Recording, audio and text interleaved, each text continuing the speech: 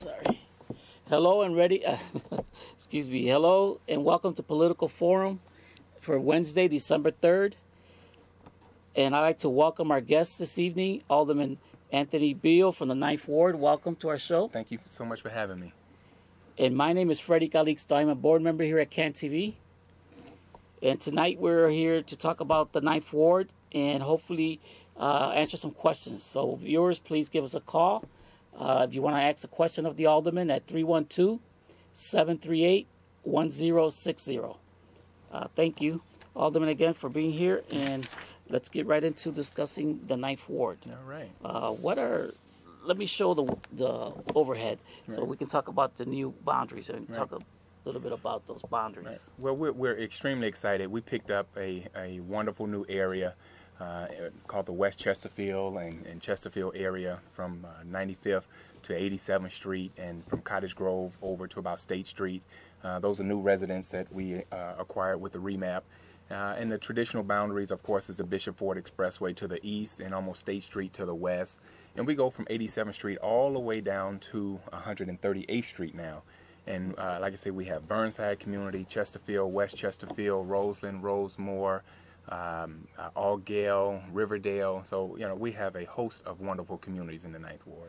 So you're kind of expanded. Oh, definitely expanded. South and north. Right. Well, we actually went more north from the area from 99th Street to 87th. Awesome. is the new area that we acquired. Mm-hmm. Great. Well, that's good. And then again, the number was there, and I'll put it back up again in a little while. If you want to reach the Alderman, or you can call him in his office. What else can we get into? I know we were talking about this very exciting concept that you have in your ward. It's the Gotham Green Rooftop Garden. Right. Well, we're really excited about having Gotham Green come into the area. Gotham Green is based out of Brooklyn, and this will be their first indoor greenhouse in the city of Chicago. And we have a wonderful company called Method, which produces home cleaning products. And they have actually it's about 150,000 square foot building that they're building right behind Walmart. And they'll start producing home cleaning products at the end of December.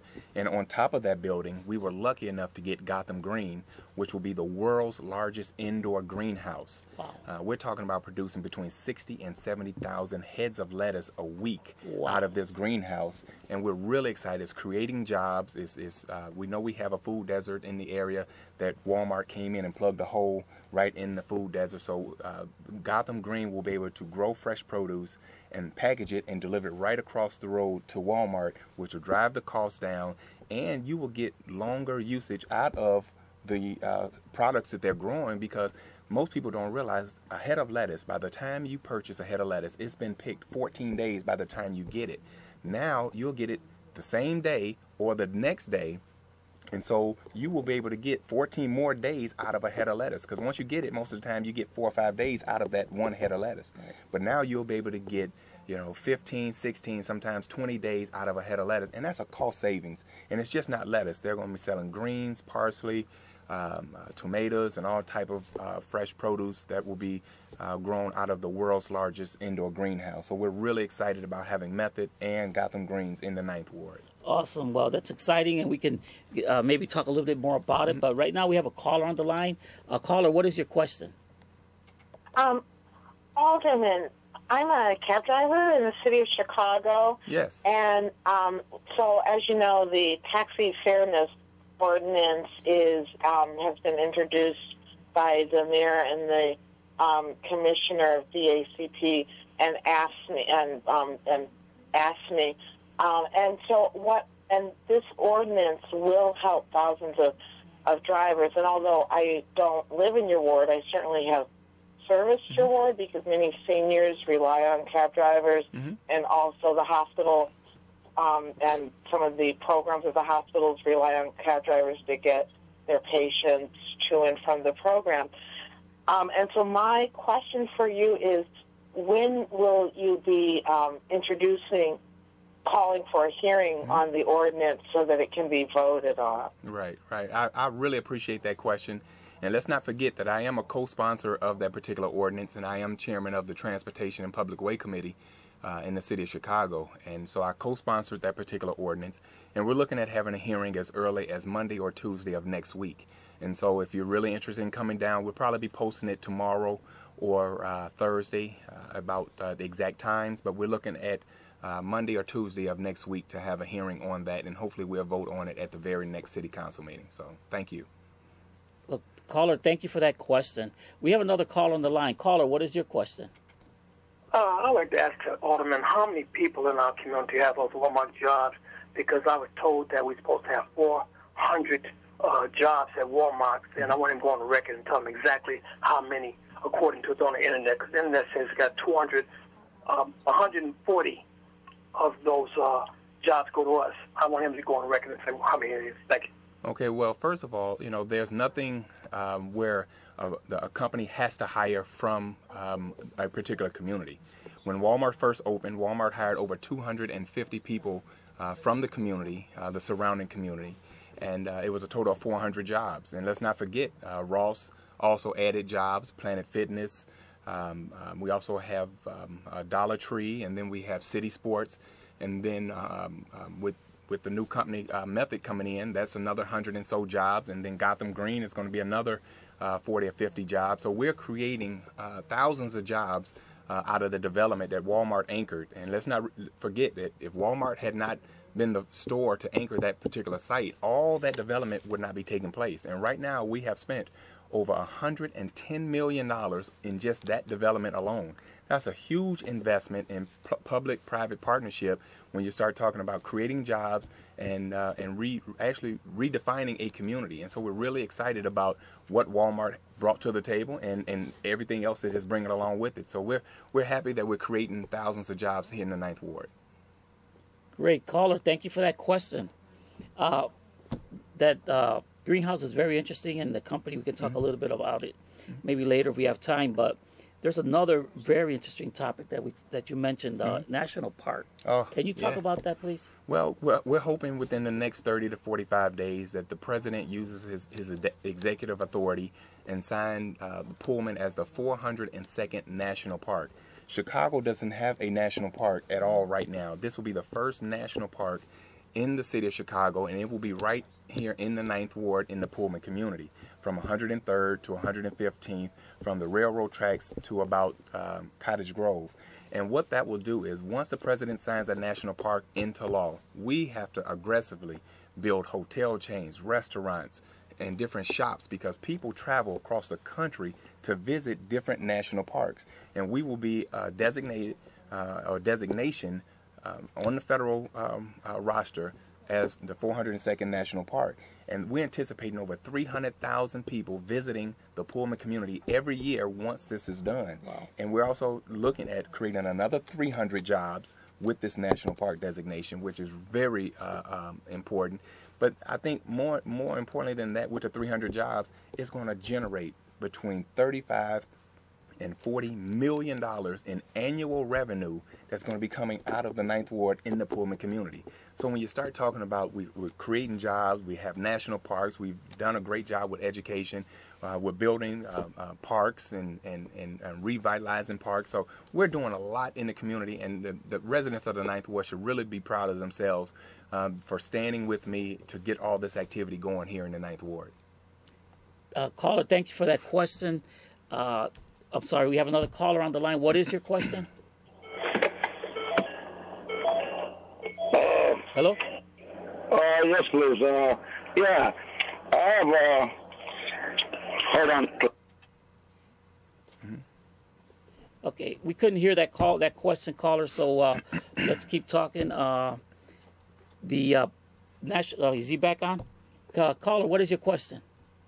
I actually had a different question. Yes. I was curious about, with the increase in the minimum wage, if you're concerned that you're talking about all these jobs that are being added by Walmart and all this development, are you concerned that your ward is going to lose any of those jobs because of the increase in the minimum wage, or what's your sense from talking to them about what will happen? Right.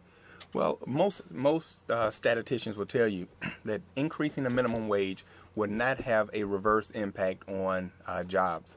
And so we're creating jobs every single day. And so it's real important that we make sure that people are working and can survive. Right now, people just were not able to survive on $8.25.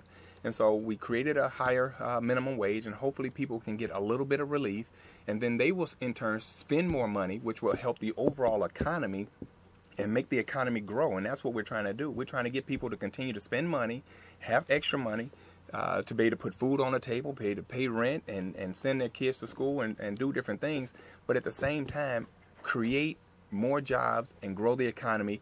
And then that way you will see where government will start flatlining, where we won't have to increase fees and taxes and things like that. And so it's real important we understand that increasing the minimum wage will not have a reverse impact on our economy. Caller, thank you for that question. We have another caller on the line. Caller, what is your question?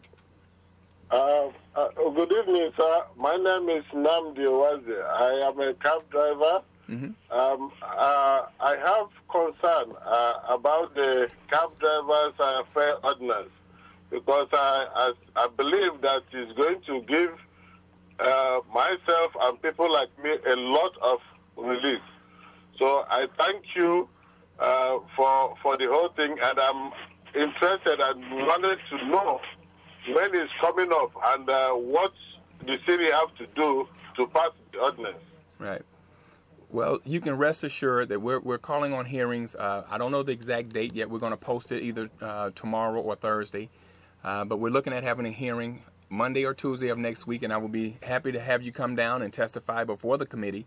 It is open to the public, and that is our main goal, is to give cab drivers relief. I've been a huge advocate for cab drivers in the cab industry, and I really believe that there's been too much regulation on the cab industry. And those regulations have been really, handcuffing the drivers from making extra money. And so, since I've been chairman of the Transportation Committee, I've been advocating on behalf of the cab drivers and the cab industry to find a way to loosen those regulations to put more money in cab drivers' pocket, because they're working hard every single day. They're driving long hours, and government was just choking the cab industry with regulations. So hopefully this ordinance will give you some relief. So rest assured, relief is on the way. Great, caller. Thank you for that question. We have another caller on the line. Caller, what is your question? Yes, my question is for Alderman Anthony Beale. For the young people that's committing these crimes and the neighborhoods, what kind of training are you willing to come up with them so they will be able to get these jobs or be able to be productive in their neighborhoods? Because a lot of the young people committing the crimes and all this violence and shooting, if there was any type of training for them, maybe they would reconsider what they're doing in the neighborhood. Well, you're exactly right. And a lot of that goes back to education. And so I'm not sure if you've been following a lot of things we've been doing in the 9th Ward, but we have a 138,000 square foot indoor sports training facility that we broke ground on early this year. That facility is going to train kids year-round on sports, but at the same time, we have a tutoring component in that building. So we're looking at over 1,200 kids coming through this facility every single week. And those kids, if they need tutoring, if they need ACT training and things like that to be able to put themselves in a better position to get a better education, that's what that facility is going to be there for. So it's going to be open to everybody, and it's real important. We don't have a lot of community centers in our area like we had years ago, but this is a enormous building that will be open in September of next year. And again, it will house about 1,200 kids per week to come through there. And you're exactly right. We have to do better as far as doing job training, job placement. But Metropolitan Family Services on 103rd, right off of Prairie on 103rd, they have job training. They have job placements. We do the best we can to put people in positions to be able to get better jobs.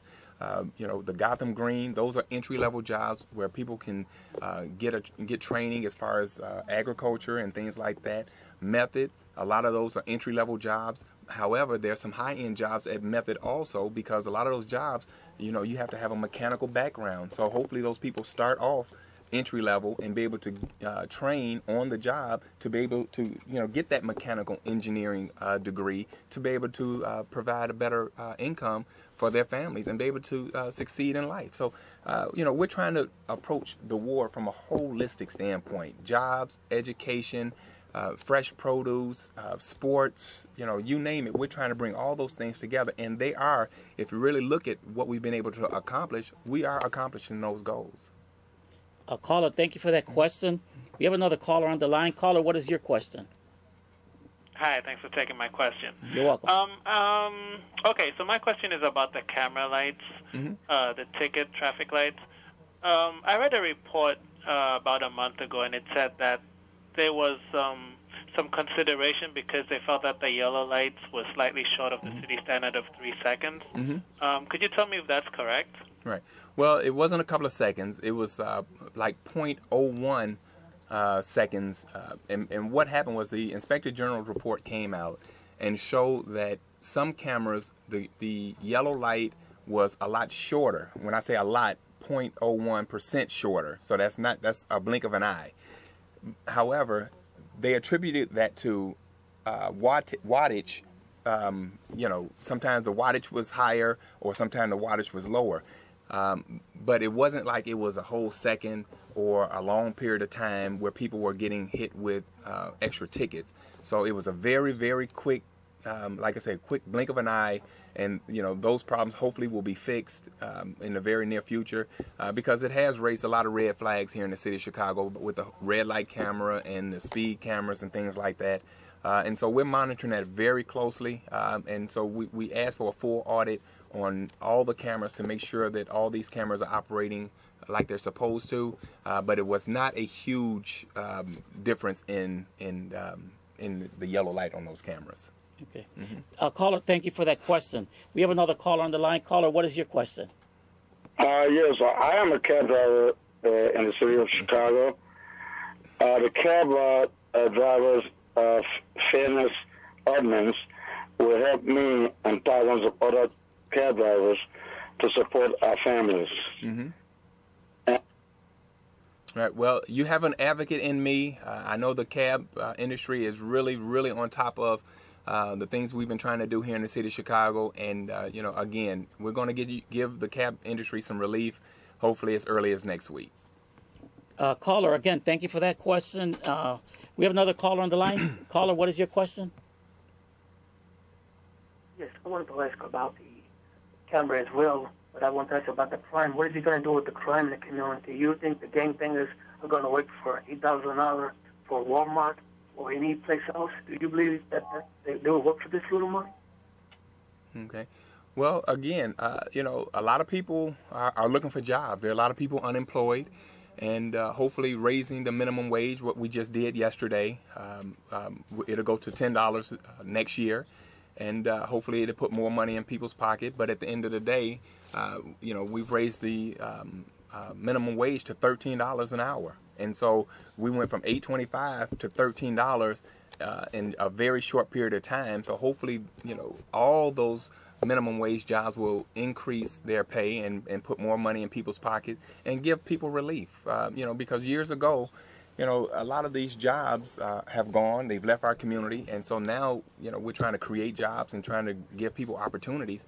And so, I'm not going to downplay a job at Walmart because there are 400 people working at Walmart right now in the 9th Ward.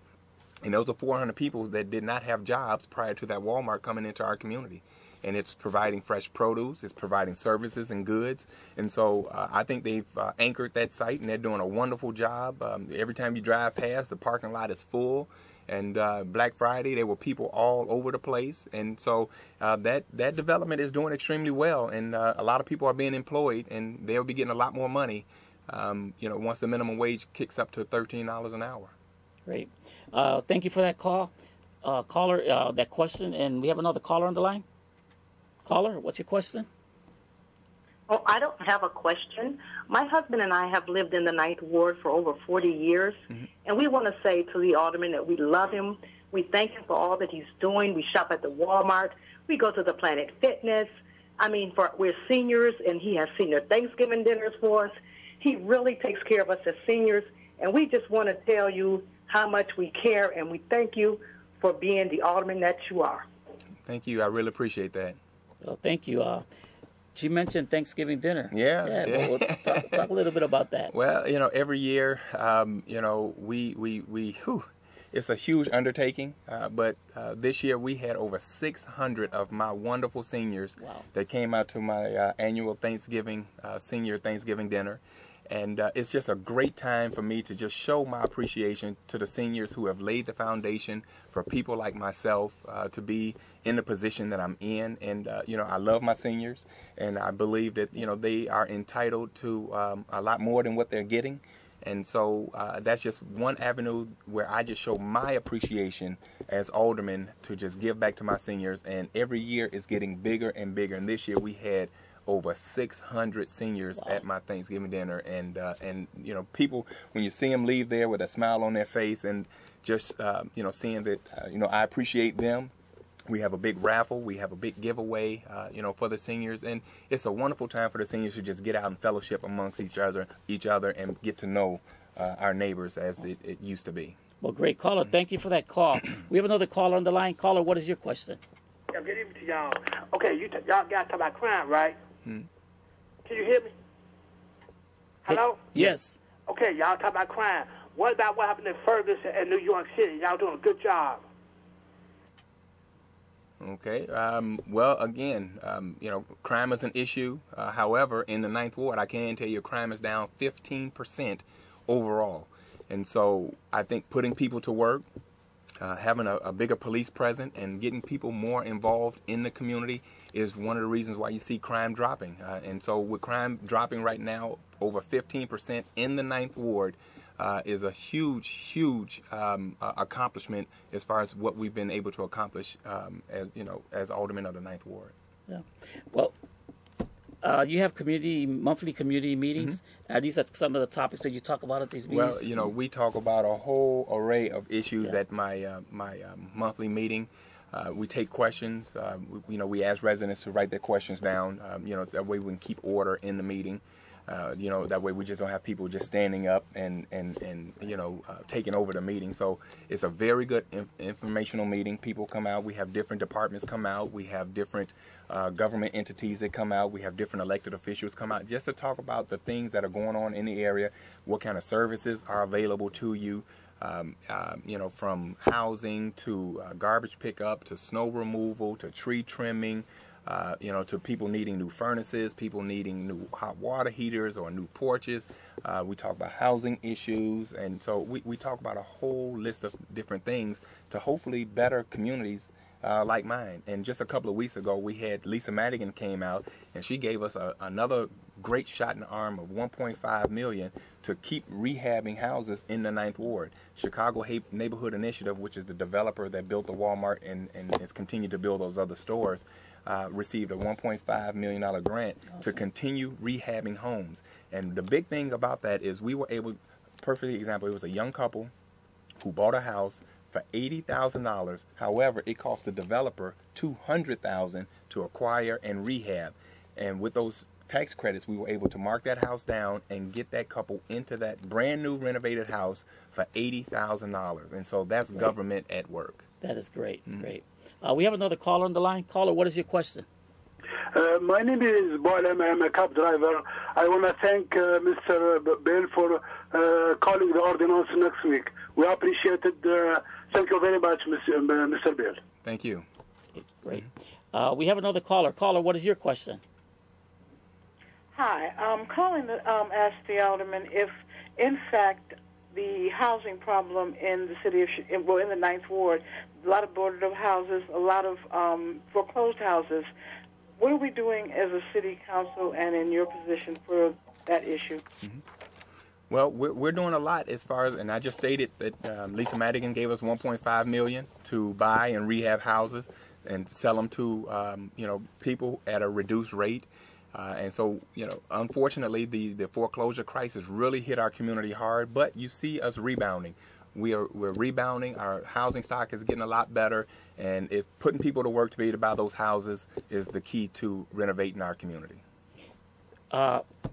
our time went by really quick. We're wrapping up, but we didn't get to talk about a lot of different things. Is there anything else that you want to talk about before Well, I just want to let the residents know if you have any concerns, any problems, you can call my office at 773-785-1100. And we're located at 34 East 112th Place. You can go onto my website at ward09.com and fill out a service request. You know, we're out servicing the community every single day, and I would just, thank the residents for allowing me to represent them for 16 years, and you can see our community is really rebounding, and we're headed in the right direction. Great. Well, thank you. Thank you for being our guest today. Thank you. Thank you.